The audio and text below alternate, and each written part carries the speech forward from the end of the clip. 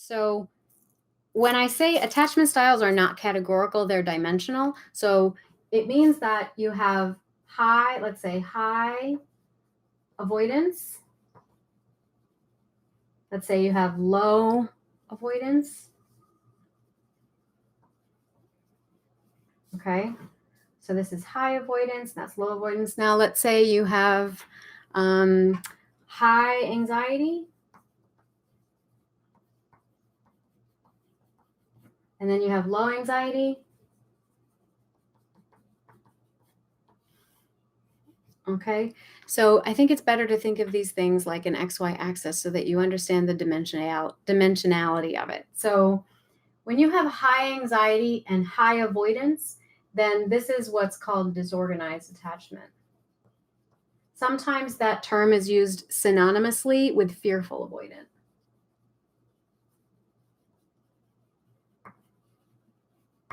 Okay, now if you have low avoidance but high anxiety, you're likely preoccupied, anxious.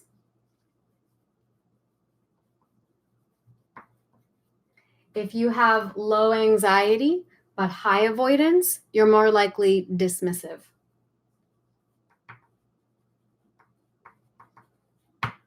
If you have low anxiety and low avoidance, you're secure. Okay. Now, what measures this exactly is ambivalence. So if you have high avoidance and high anxiety, you have high ambivalence, which is to say you've got a lot of both and therefore a lot of conflict. Now, if you have low avoidance and high anxiety, because there's low avoidance, there's not so much ambivalence. And so typically with individuals that are preoccupied, there's also not a whole lot of consciousness around it. So there's a lot of so this is sort of a lot of like, you cannot assume someone else's perspective. It's really hard for you to assume someone else's perspective. You are so mired and obsessive and anxiously reaching for control that it's extremely difficult for you to step outside of it. Okay, and you're not really conflicted about it. There's no conflict over your needs as much. It's like, I need it and I need it now. And, maybe they think I'm needy, but I don't care because I really need it. Like that's not going to stop me from getting what I need. And it's not going to stop me from doing what I need to do in order to get what I need. Okay. So there's a lot of momentum. There's a lot of momentum. Okay. Now I want you to notice that even though like the most extreme here might be preoccupied, there's still a range. I mean, there's still a whole range in here. So someone who might be, let's say, on the whole, more anxious, preoccupied, they can still have varying degrees of avoidance and they can still have varying degrees of anxiety, right? But this quadrant is defined by a range of internal attitudes and external behaviors. Okay. So same thing goes for secure, actually, that you can have someone who's secure who leans towards anxiety, who leans towards being somewhat anxious. You could have someone who's secure who leans somewhat towards being more avoidant, right? Similarly with dismissive. So if you have more avoidant tendencies and you don't have this high avoidance, but not a lot of anxiety around your avoidance, then the chemistry's just off. I'm sorry, it didn't work out. The chemistry's off. And meanwhile, the anxious, preoccupied person's like, they're not acknowledging their truth. They're just suppressing all their feelings for me. I just know it. They absolutely are in love with me, and they're just sabotaging. Meanwhile, if the person's dismissive, it's likely they're just like, I'm pretty sure the chemistry is just off, or it's just because you're an egg and I don't know, my feelings just change sometimes. What of it? Right? There's not a lot of anxiety around it. They're not so ambivalent. They're just like, yeah, my feelings are over there somewhere. I don't know why I feel that way. I don't know why my feelings change, but that's life. It is what it is. I'm not too conflicted about it. Do you see what I'm saying? So we're talking about a range of ambivalence, right? Now someone who's secure, they don't have a lot of ambivalence, but they also they don't have a need to dismiss feelings, right? Oh, well, let's talk about that. Let's explore it a little bit. Maybe we can work out a solution together. They're also not so afraid of anxiety. Oh, you're needing a little bit more from me? Well, thank you for telling me. Like, let's work out a plan. We can see what accommodates both our needs, right? It's different. It's different. Dismissives like, whoa, your needs are out of control. I can't deal with that. And I also don't know how to handle conflict because it stirs feelings in me that I don't necessarily want to feel. So I cut them off altogether and don't know I have those feelings.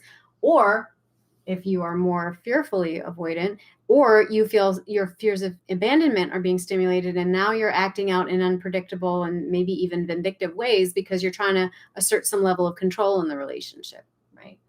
Alternatively, anxious person, you're upset. What did I do wrong? How am I going to fix it? Oh my God, what can I do to make this better? How can I be better? How can I love you better so that you can be the person that you need to be so that I can be happy in this relationship? Okay. And this is why I want to say there's no one clear label or definition, because as you can see, depending on context, depending on your partner, depending on whatever, your life experience, you could be moving around in this, you could be moving around here, right? You can be in any different quadrant. But it's if you recognize a more frequency of attitude and behavior, then it's likely you're hanging out in maybe like the far reaches of one quadrant, right? It's more likely.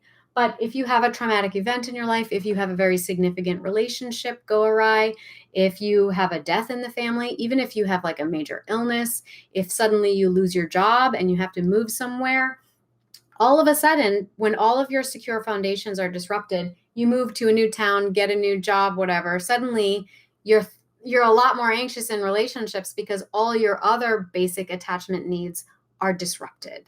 So the momentum and the focus and the emphasis that you now have on a romantic partner is as supplementing those other things that are feeling shaky may be increased. Okay. So my point is that these are dynamic states of being. Okay. They're not static, but you may find and notice about yourself that you tend to hang out in one quadrant more frequently than another. And this is also why we can polarize each other to one end or the other. So attachment styles, they're not necessarily in a constant state of flux.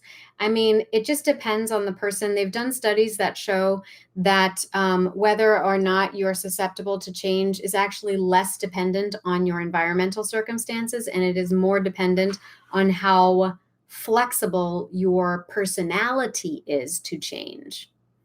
So, and they actually feel that individuals who have insecure attachment are more likely to have an attachment style that can change as opposed to a secure person, for example, because their concept of self tends to be malleable because it isn't so intrinsically formed. Because, oftentimes when we talk about insecure attachment, it's because there is a disconnect from an essential sense of self, which we might describe as a source of anxiety. But on the other hand, it also means that you're changeable. So that can also be a good thing.